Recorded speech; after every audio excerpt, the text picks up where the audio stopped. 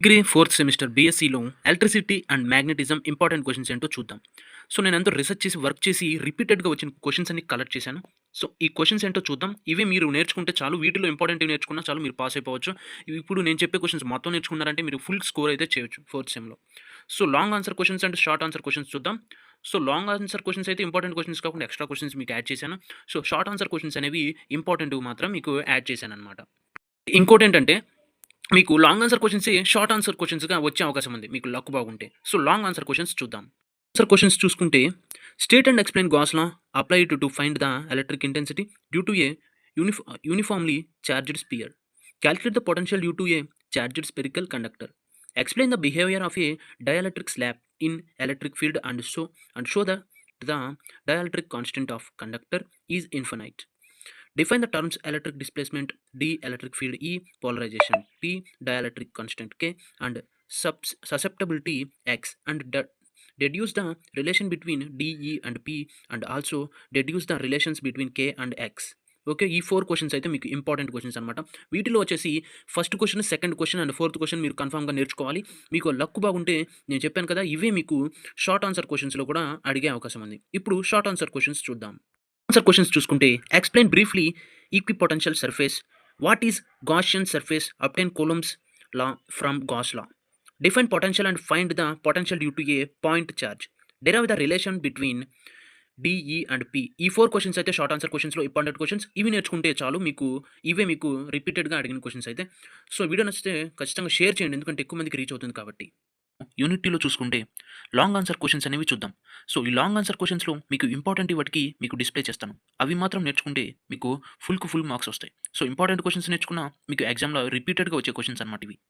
Unit 2లో long answer questions చూసుకుంటే, obtain an expression for current in terms of moving charges.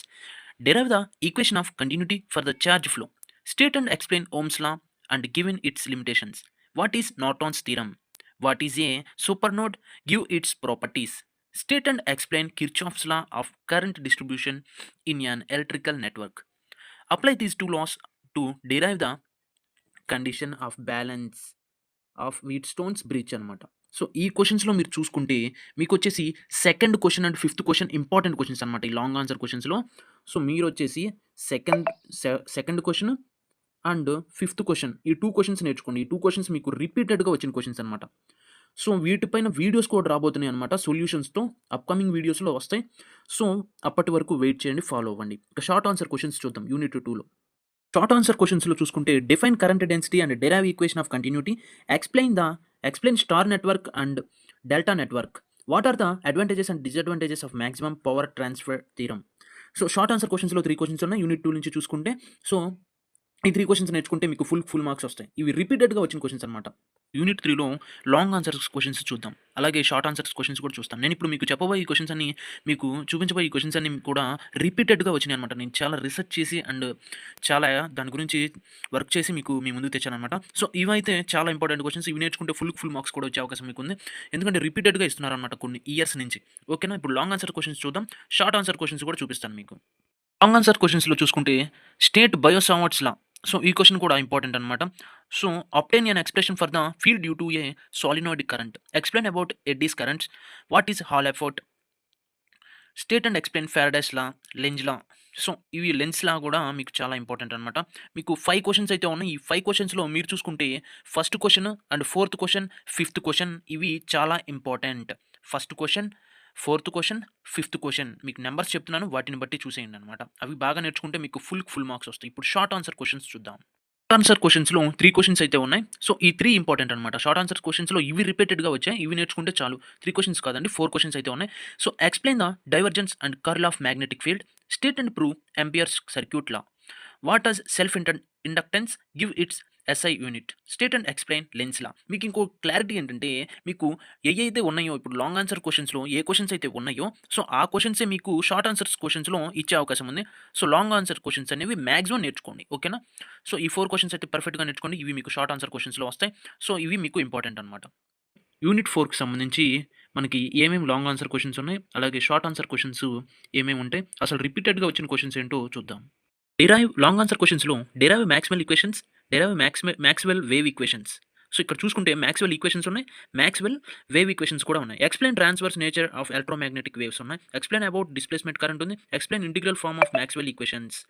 So, వీటిలో వచ్చేసి important questions అనేవి second question and third question అనమాట. So, Maxwell's wave equation, electromagnetic waves అనమాట.